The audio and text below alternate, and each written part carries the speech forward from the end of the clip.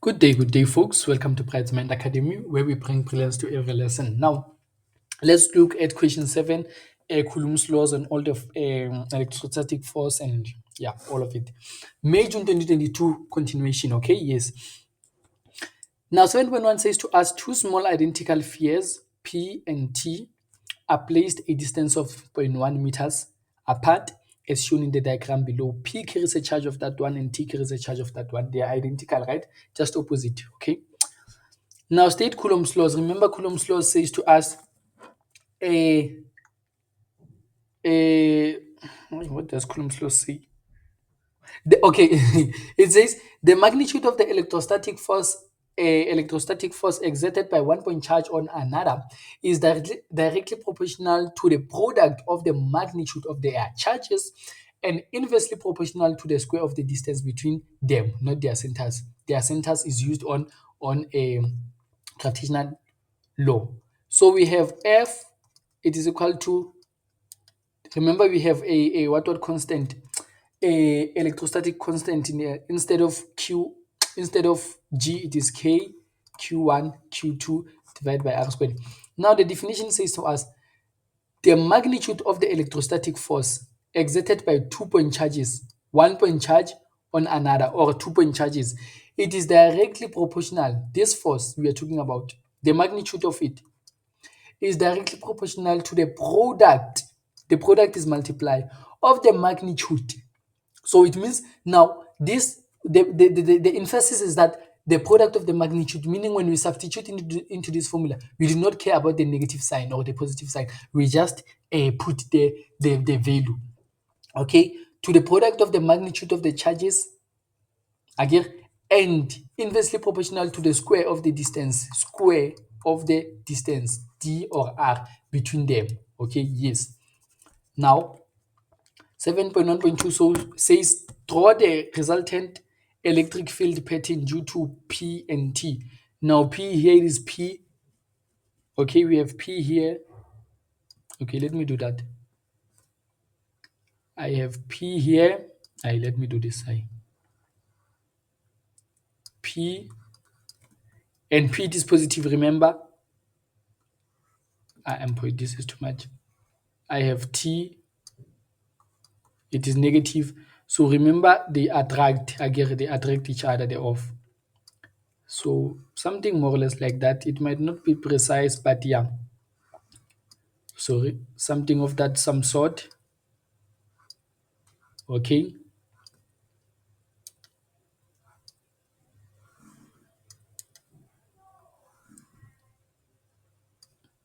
All right. So yeah, something like this. But now what's important is the electric field. Remember, this is positive.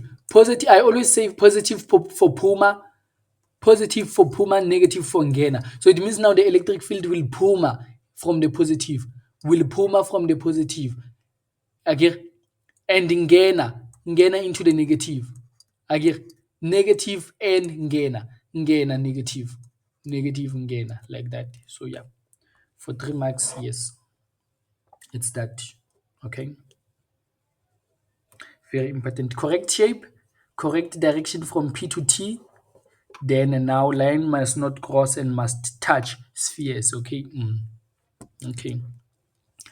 Now we move on. A third charged sphere S of unknown charge, okay, is placed a distance of 0.15 meters from T. Okay, we know that, we see that, such that the three charged sphere are at the vertices of the right angle triangle. Okay, the net electrostatic force electrostatic force on sphere T due to the other two charges, due to P and S, it is 10 newtons. Now it means T, we already saw that T will move upwards as a result of P again. P will cause T to move upwards. But now what will happen? What will happen? What will Q cause T to do? Now, if the net force is like this, I want you to see this. If this is the F net, so we already know that Okay, sorry. We already know that f of p, or rather, f of t due to p, it is equal to f of t due to p, it is going upwards like that. So now to complete the triangle, can you see I need to go in that direction? So this is supposed to be f of t due to s. So it means now this one is causing that one to also go into that direction thereof. So if that's the case, now how are we expecting this charge to be?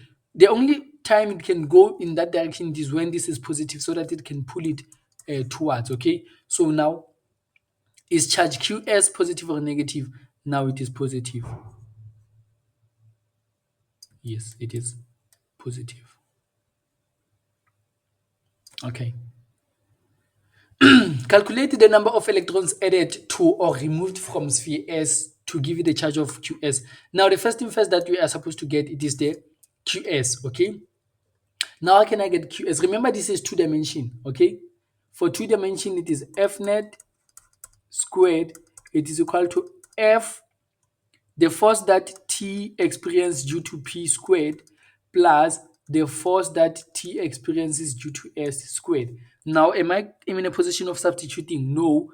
Why? Let's try and manipulate this formula first. Remember, this is going to be K, charge of T, charge of P, divided by the distance squared. Can you see that? Plus a K, charge of T, charge of S, divided by R squared, all squared. All right, yes. Now am I sorry. Now am I in a position of substituting? This is still F net squared, okay? Yes, I can substitute now. What is F net squared? F net squared, it is 10 squared, okay? It is equal to, what is my K? Remember, my K, it is my constant, okay? It is 9 times 10 to the power of 9 multiplied by, what is the charge of T? Remember, charge of T, it is 3 times 10 to the power of, they give you. Remember this, microcoulomb, coulomb, millicoulomb, microcoulomb, or nanocoulomb, picocoulomb. This is times 10 to the power of negative 3 times 10 to the power of negative 6 times 10 to the power of negative 9 times 10 to the power of negative 12. How do I memorize this? P. All right, let me start here. M. Can you see that this M, it is like this? M, I just convert it into what? Into 3. I just rotate it. Okay? It is times 10 to the power of negative 3. This one, it is like a 6 nyana. Okay? So 6 nyana. N stands for 9. Then P is the last one, 12. Okay, yes. You do not need them for now, but just for future purpose. 3 times 10 to the power of negative 6. I can say squared because they are repeating themselves. Okay? Can you see that it repeats itself? You can also repeat it and say multiply by 3 times 10 to the power of negative 6 again, and it's fine. What? Okay, it's fine. Okay. Then what was the distance between Q and T? Sorry, T and P. The distance was 0.1. Then I square that. Okay. Oh. Then I will add K, 9 times 10 to the power of 9. What is charge of T? 3 times 10 to the power of negative 6. Charge of S is what we are looking for, all squared, divided by 0.15 all squared. Okay, yes. Now, it's just a matter of you knowing how to do your mathematical gymnastics thereof. Therefore, I get charge of S as how much? S something like 4,887 times 10 to the power of negative 6 Coulomb. Okay, but now remember the question was not find the charge. It says calculate the number of electrons added or removed. So how do I find the number of electrons? Remember, number of electrons is equal to charge divided by the uh, charge divided by the electron. Okay, charge of an electron. So number of electron is gonna be 4,887 times 10 to the power of negative 6. The electron, remember, it is negative 1.6 times 10 to the power of negative 19. But if this is positive, you can say 1.6 times 10 to the power of negative 19. If this was, okay, if this was negative, you are going to include negative. Okay, yes. So now I get n as n, it is equal to 3,05 times 10 to the power of how much? Of 13 watt electrons. Okay, yes. Now I move on. I'm done. I move on now. 7.2. P is a variable point in the electric field of charged sphere A, and R is the distance between P and I take this as a point charge. I normally take this as a point charge. Okay, point charge. Okay. A learner determines the magnitude of the electric field at point P for different R values. Okay, now remember, it is for a electric field or electric charge, we have a formula that say Q divided by R squared. So now can you see that E is directly proportional to the charge, but now it is inversely proportional to the R squared. So now if we decrease the R, my electric field will increase. If I increase it, it will decrease. But for charge, if the charge is greater, the electric field will be greater. Okay, because K is the constant. All right. Now sphere A is then placed or replaced by another sphere B. Okay. Let's first look at the graph for sphere A. Here is it again. Okay. Now sphere A is now replaced by another sphere B of a different charge. Okay, of a different charge. Now the graphs below are obtained from the results from sphere A and B. EA is the magnitude of the electric field, okay, at a distance of 0.04 meters. So at a distance of 0.4 meters, this is the charge. Okay, yes. But I want you to see something. For sphere A, at a distance of 0.04, at the R of 0.04, the charge was EA here. Okay, but let's look for the very same distance. For the same distance, can you see that the for sphere B, the charge is large? The electric charge is large. So this is for the same. Okay, let me come back here. For the same R, so now R is constant, K is constant. But what do we see? We see that this electric field has increased. The electric field has increased from A to whatever value of P here. So what can cause that increase? The only thing that can cause an increase, it is when Q it is larger. Okay, so now the assumption is that QB it is greater than QA. The charge of B it is greater than the charge of A. Okay, why? Because for sphere B, can you see sphere B? It reaches EA when the distance is shorter. Let's say 0.03 maybe squared. Can you see? So that's what I'm trying to basically explain to you. Okay.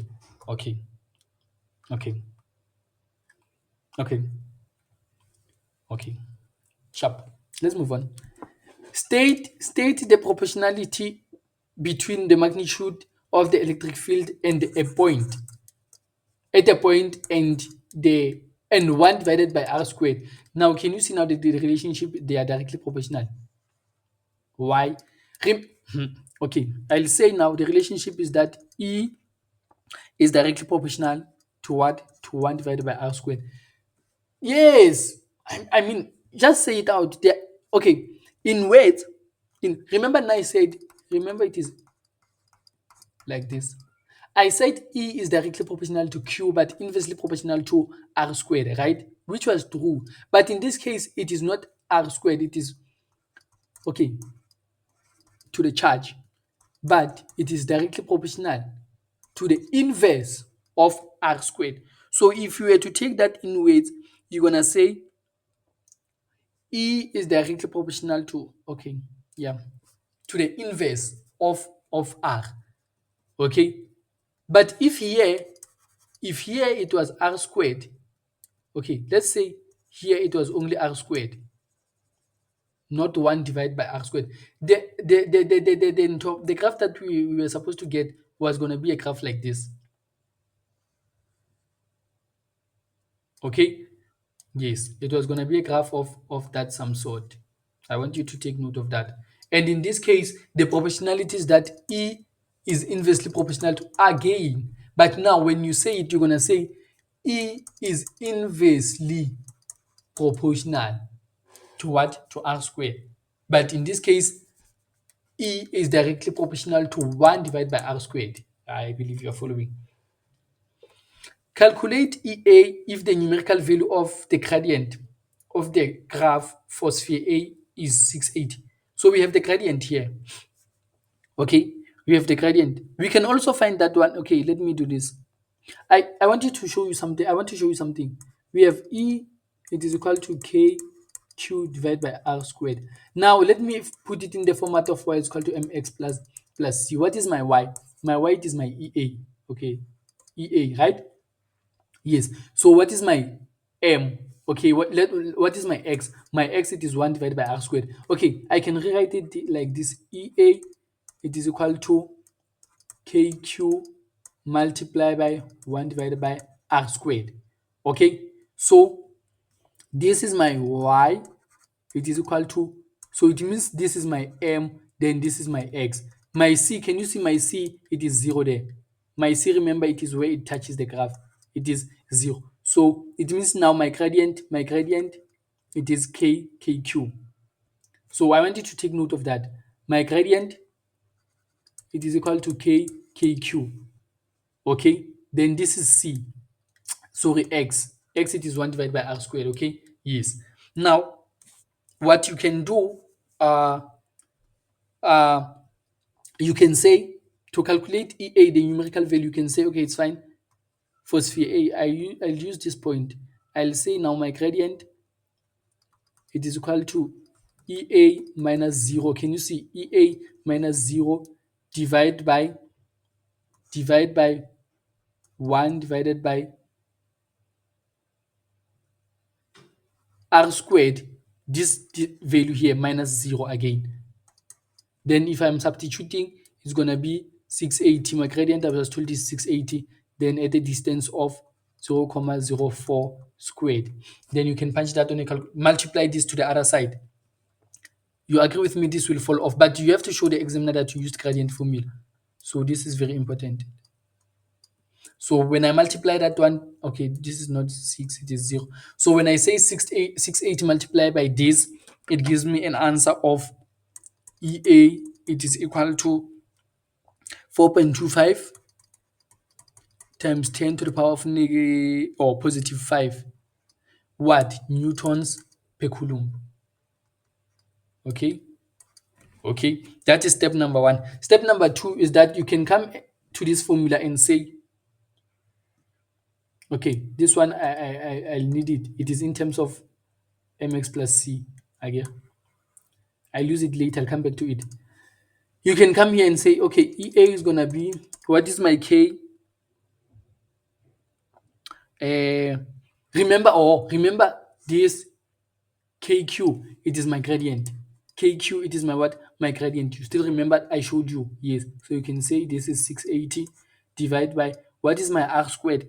My R squared, it is 0.04. Can you see 1 is 1, R squared, it is 0.04 squared. Then you'll still get the same answer, 4.25 times 10 to the power of positive 5 newtons coulomb. Okay? Now, if you want to use this one, also y is equal to mx plus c, still the same thing. EA, it is equal to, can you see? Okay, here. What is my m? What is my kq? My kq, it is my gradient, 680. Multiplied by 1 divided by r squared. What is my r squared of 0.04? 4 squared. Can you see that this uh, is the same as saying it is 680, because over 1 680 divided by 0.04, you'll still get the same answer. Okay. Depending on how good you are with your theory, and you have to choose what's best for you. Okay. Yes. All right. The next question, or is it the last question or the next question? Okay. How does how does the magnitude of the charge on CAB compare to the magnitude of the charge on CA? Remember, I said it will be great. Why? Because now for the same distance, can you see that this one has a greater electric field? So it means now distance was not a factor in in a in a change in what? Can you see? It is great. So now I said E, it is equal to KQ divided by R squared. But this one was constant and this one is constant. So what can cause this to increase? Since well it is directly proportional to Q, it is when Q it is increased. So hence I'm saying now sphere B is greater than. Why am I saying that? I'm gonna say now for the same, okay, for the same what? For the same 1 divided by R squared, which is 1 divided by 0.04 point, oh, sorry, 1 divided by 0.04 squared. E is greater for sphere B. Okay, E is greater for sphere B, or you can say EB is greater than EA. Okay, or you can say the gradient is equal to KQ. Gradient is equal to KQ. And now, can you see now a graph of B has a steeper gradient. Graph of B has a steeper gradient. Graph of B has a steeper gradient. So now you can say graph of B has a steeper gradient. Then graph of B has, remember this is or, you choose this one or this one, has a steeper gradient. Again, now if it has a steeper gradient, or then what? Then the graph of A.